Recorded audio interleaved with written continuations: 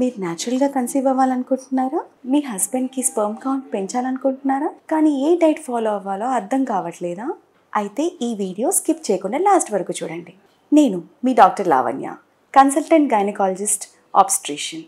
ఈరోజు మనం పొద్దున్న నుంచి సాయంత్రం వరకు మీ డైట్ ప్లాన్ ఎలా చేయాలో చూద్దాం. రోజు పొద్దున్నే పరగడుపున ఒక గ్లాస్ వామ్ వాటర్లో 1 lemon and 1 table spoon honey వేసుకొని, చియా సీడ్స్ వేసుకొని కలిపి తాగడం వల్ల మీ వెయిట్ లాస్ అవ్వడానికి చాలా హెల్ప్ అవుతుంది అండ్ డైజెషన్ కూడా చాలా బాగా అవుతుంది. మీ బ్రేక్ఫాస్ట్లో రాగి ఇడ్లీస్, మిల్లెట్స్తో చేసిన దోశలు, క్వినోవాతో చేసిన ఉప్మా ఇలాంటివన్నీ ఇంక్లూడ్ చేసుకుంటే హెల్దీ స్టార్టప్కి బాగుంటుంది. రైస్ తగ్గించి రాగి, చిరుధాన్యాలు వాడడం వల్ల చాలా వరకు వెయిట్ కంట్రోల్లో పెట్టచ్చు.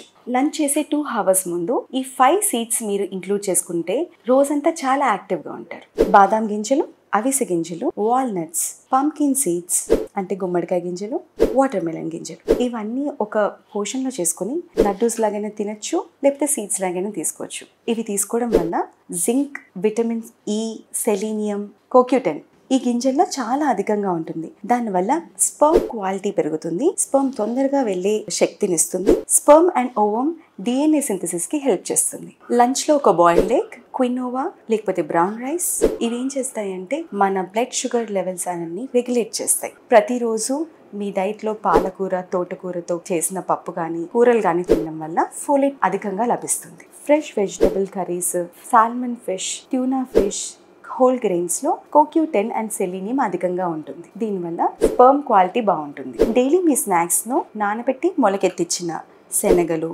బొబ్బర్లు, చనా దాల్, రాజ్మా దాల్ ఇలాంటివన్నీ తీసుకోవడం వల్ల ప్రోటీన్ అధికంగా లభిస్తుంది. ఇలాగే ఈవినింగ్ టైం ఏదో ఒక సిట్రస్ ఫ్రూట్స్ తీసుకోవడం వల్ల, దీంతో పాటు డైలీ ఒక దానిమ్మ, నారింజ, బత్తాయి, ఆమ్లా ఏదో ఒక ఫ్రూట్ తీసుకోవడం వల్ల దీంట్లో విటమిన్ సి అనేది చాలా ఎక్కువగా ఉంటుంది. దీనివల్ల హీలింగ్ ప్రాసెస్ కూడా అవుతుంది, మీ ఆక్సిడేటివ్ స్ట్రెస్ కూడా తగ్గుతుంది, రాడికల్ ఆక్సిజన్ స్పీసీస్ తగ్గుతాయి. ఈవినింగ్ 8 లోపల డిన్నర్ ప్లాన్ చేయడానికి ట్రై చేయండి. దాంట్లో ఈజీలీ డైజెస్టబుల్ ఐటమ్స్ తినడానికి తీసుకోండి. Like chapati, oats with mixed vegetable curries ఇలా ప్లాన్ చేయడం వల్ల తొందరగా అరుగుతుంది. నైట్ తొందరగా పడుకునేట్టుగా ప్లాన్ చేసుకోండి.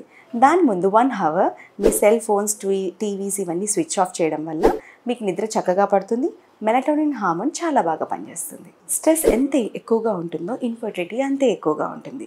సో రోజు యోగా, మెడిటేషన్, ఫిజికల్ యాక్టివిటీ చేయడం మర్చిపోకండి. అలాగే ఆల్కహాల్, సిగరెట్ స్మోకింగ్ ఇవన్నీ తగ్గించండి. ఒక స్పర్మ్ కణం పెరగడానికి మనకి 72 days టైం పడుతుంది. అందుకే నేను చెప్పిన ఈ విషయాలన్నీ క్రమం తప్పకుండా మీరు 3 నెలలు చేయగలిగితే కనుక రిజల్ట్స్ మీకే అర్థమవుతుంది. Thank you.